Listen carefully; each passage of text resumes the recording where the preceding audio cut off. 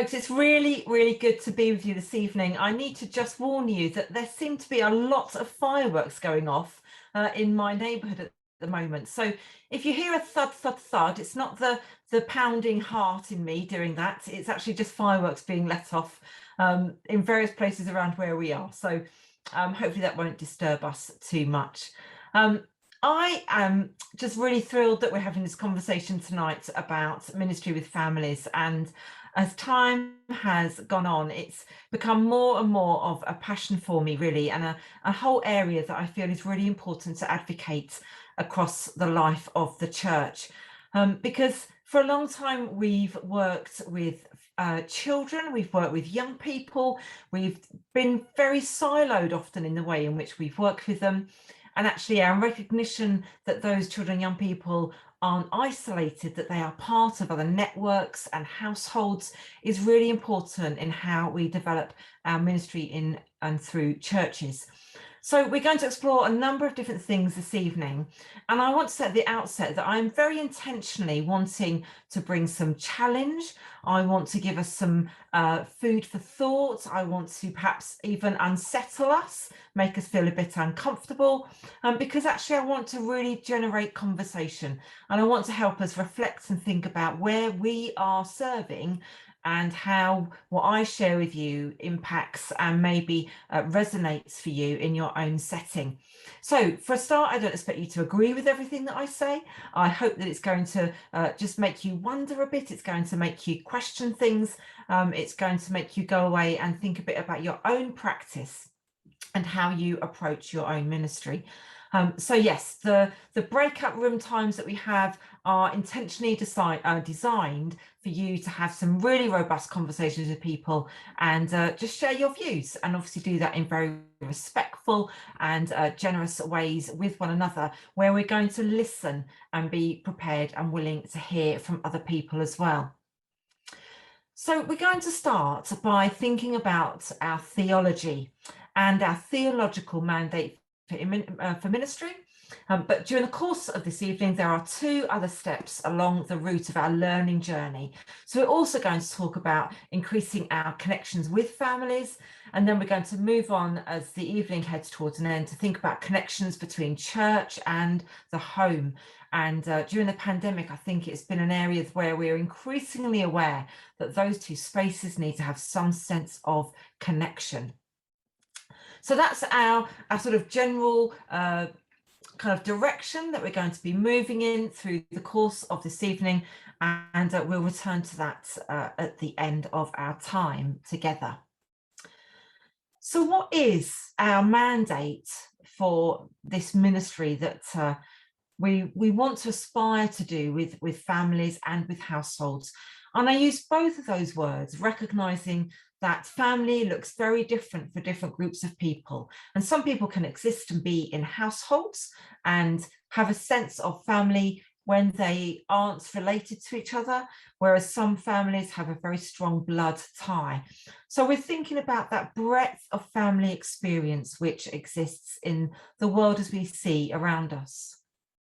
Now, bearing in mind how central that experience of family is to how we live and function in life, you'd expect that there has been lots written about theology and family ministry.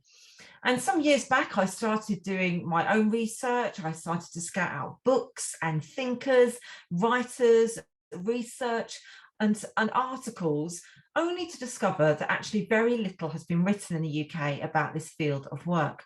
There's a great deal written in the United States, but again, that's a very different context. There's not a great deal written for a UK context. And I was very surprised by that, to be honest.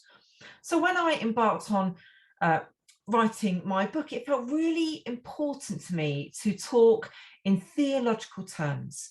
But let me confess to you that I didn't really know where to start. And I remember I was at Cliff College once, and I had a conversation with one of my colleagues on the children youth team, who said to me very directly, Gail, you're going to have to start with your own theology and build it from there.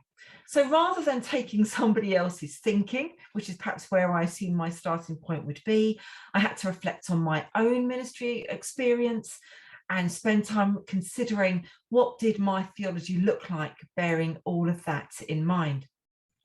And so I'm really glad that she challenged me in that way, and I accepted the challenge and ran with it from there, because I think it proved to be very helpful and fruitful for me in my own thinking. So you can see three images on the screen at the moment. The one on the left-hand side is an image to talk to us and hopefully says something to us about holiness at home. And there's a book that's been written some time back by Diana Garland and her husband, and it reminds us that the family tree of the Messiah reveals a family's closet seemed to be bursting with skeletons. So if we look at the outset at Jesus's ancestry, we're presented with a host of families struggling to relate, who make not always the best choices, who are perhaps trying to seek the best for each other, but in not always good and helpful ways. And maybe that doesn't surprise us, because scripture contains very human stories, and they often reflect much of what we continue to experience and see around us today. We meet households and family members who time after time demonstrate that all is not well. They treat each other with contempt. They illustrate a raw and often ugly undersides to family relationships. And yet in scripture, among those tales of deception, violence and betrayal, we learn from the very real struggles, and we catch glimpses of God's grace and mercy, revealing to us more of his nature and hope for those he created. Nevertheless, God's calling is a high one. It exhorts families to be environments that cultivate holiness. And Deuteronomy 6 is a very well-known passage that relates to our ministry in families. And you may be familiar with these words. Listen, O Israel, the Lord is our God, the Lord alone. And you must love the Lord your God with all your heart, all your soul, and all your strength. And you must commit yourselves wholeheartedly to these commands that I'm giving you today. Repeat them again and again to your children. Talk about them when you're at home and when you're on the road, when you're going to bed and when you are getting up. Tie them to your hands and wear them on your forehead as reminders. Write them on the doorposts of your house and on your gates. Here we learn how, as parents, there is a responsibility to embed faith and God into our daily lives. It's a 24/7 round-the-clock way of being. Our children are to grow in the knowledge of faith that goes beyond Sunday worship services, and that's to be the bedrock of how we live. And as families learn how to place God at the heart of their lives together, it requires our entire being to be intentionally leaning in to who God is, embracing all that God desires for us. Our discipleship is to be woven into the fabric of our lives through all those routine practices that form our lived experience with one another. And so these verses picture faith as firmly part of those daily ups and downs of life, and certainly not contained in just our Sunday activities in church or our services. And it also serves as a reminder that when we're at home, we are a domestic church. We are households that together seek after God, a community that over time has its own story of faith to share.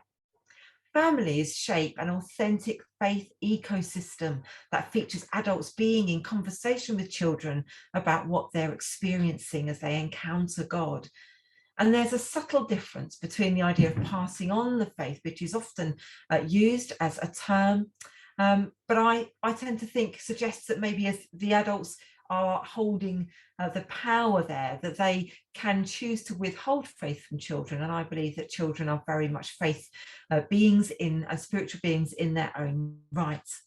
Instead, this picture of holiness at home is one where families embrace their relationship with God equally. Their discipleship is about growing alongside one another, mutually impacting and nurturing each other. So the flow of faith doesn't just go from the adults, from the parents and carers to children, but it goes between everybody in the household. It moves freely as they experience God each in their own ways. Moving on to the second image. This one represents Trinity as family, and this is a different way of thinking about ministry with families. And actually, the doctrine of the Trinity has increasingly been informing family theology because it offers a wealth of insights that enable us to imagine a very dynamic and interactive paradigm for mission with parents, children, and their wider families. And it's been said that God is not like a family, God is a family, because we understand God as three persons in one, possessing an identity as individuals, but all who share that same sense of DNA between all of them, combined in their divine nature, sharing characteristics. And this gives us a lens through which we can gain new perceptions of how families function and relate.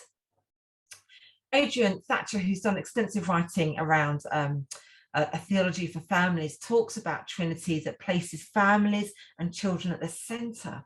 It's an approach that recognises God's nature as a loving community of persons who exist in relationship with and for one another.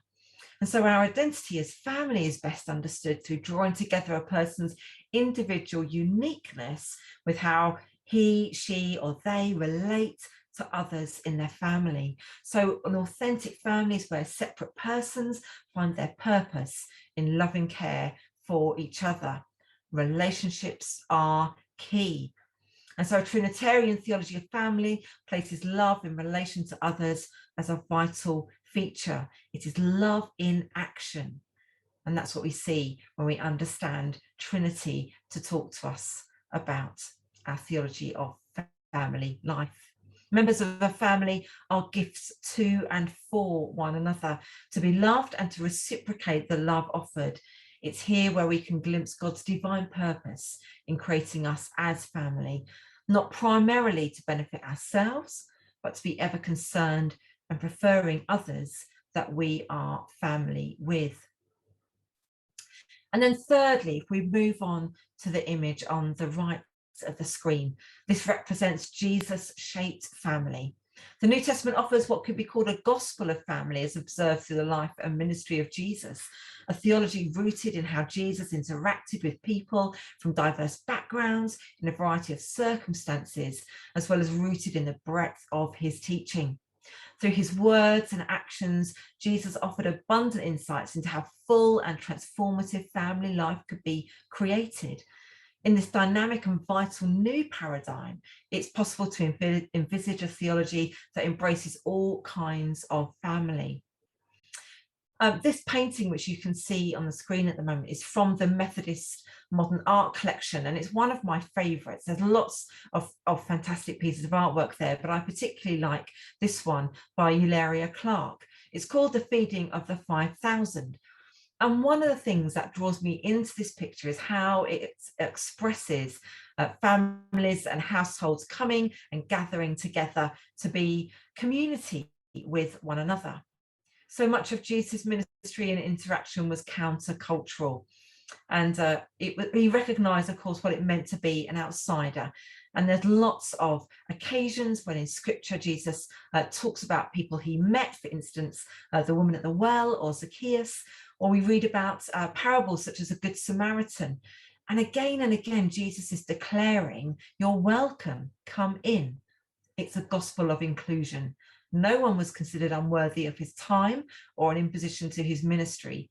This was his calling, to reach out to those who found themselves on the periphery, to challenge the accepted view of who was in or out of the family or household, who was welcome or unwelcome, worthy or unworthy. It opens our eyes to creating and shaping family in liberating new ways that go beyond the blood ties we have. It's marked by forgiveness and welcome, and it's profoundly challenging. There are some questions for you as we go into breakout rooms in a moment.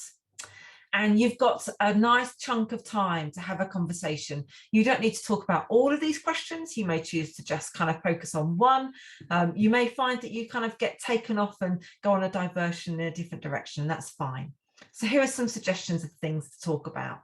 You can read Micah 6:8, and I wonder what thoughts are inspired by this verse, which talks about holiness and its connection perhaps to home. Which of the three theological perspectives that I've presented really resonates for you?